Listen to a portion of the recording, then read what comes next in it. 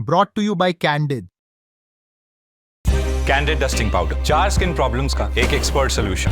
Candid dusting powder, हटा खुजली, लगा कैंडिड। अश्लीलता का कोई क्षेत्र नहीं होता। आज आप भोजपुरी को अश्लील कह रहे, कल आप दिल्ली को अश्लील कहेंगे। भोजपुरी को कभी भी अश्लील मत कहिए।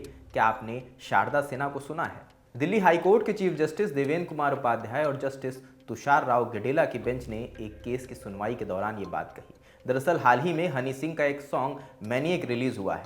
इसी के लिरिक्स को लेकर लवकुश कुमार नाम के एक शख्स ने दिल्ली हाई कोर्ट में पीआईएल डाली है।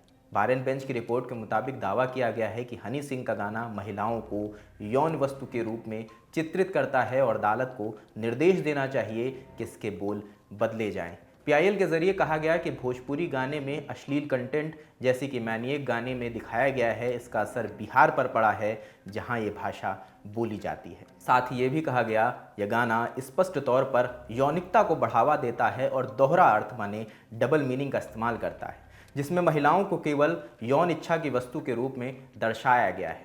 इसके अलावा गाने में भोजपुरी भाषा का उपयोग अश्लीलता को सामान्य बनाने के लिए किया गया, जो महिला सशक्तिकरण के सिद्धांत को कमज़ोर करता है। गाने की लिरिक्स की विस्तृत जांच करने में ऐसा प्रतीत होता है कि इसमें इस्तेमाल किए गए शब्द और हाव भाव अश्लील हैं और व्यक्तियों के कामुक हितों को आकर्षित करने की संभावना रखते हैं, जो संभावित रूप से युवाओं और समाज के अन्य वर्गों के दिमाग को भ्रष्ट कर सकते हैं। इस पर चीफ जस्टिस देवेंद्र उपाध्याय ने वकील को फटकार लगाते हुए कहा, यह भोजपुरी अश्लीलता क्या होती है? अश्लीलता का कोई धर्म या क्षेत्र नहीं होता, यह एक स्वतंत्र शब्द है। कभी भी भोजपुरी को अश्लील मत कहिए। अगर आप ऐसा कहेंगे तो कल आप यह भी कह सकते हैं कि दिल्ली अश्लील है।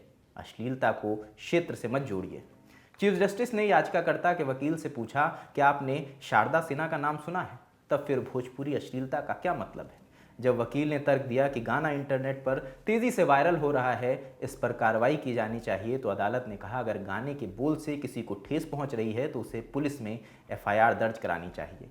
हम इस पर कोई रिट जारी नहीं कर सकते। रिट सिर्फ राज्य या सरकारी संस्थाओं के खिलाफ जारी की जाती है। यह मामला पब्लिक लॉ के अंतर्गत नहीं आता, बल्कि प्राइवेट लॉ से जुड़ा है। अगर आपको अश्लीलता से ठेस पहुंची है तो इसके लिए क्रिमिनल लॉ के तहत शिकायत दर्ज कराइए। कोर्ट ने आगे कहा पीआईएल पब्लिक लॉ के दायरे में नहीं आती। बेंच ने पीआईएल खारिज करते हुए कहा आप पर मानहानि का मुकदमा किया जा सकता है। पीआईएल में हर जगह आपने भोजपुरी गीत का जिक्र किया है, शायद आपको भोजपुरी संस्कृति के बारे में जानकारी नहीं। इस खबर में इतना ही। इस खबर पर आप क्या सोचते हैं कमेंट सेक्शन में ज़रूर बताएं। कैमरे के पीछे रमन है, मेरा नाम रजत है। देखते रहिए द लल्लन टॉक। शुक्रिया।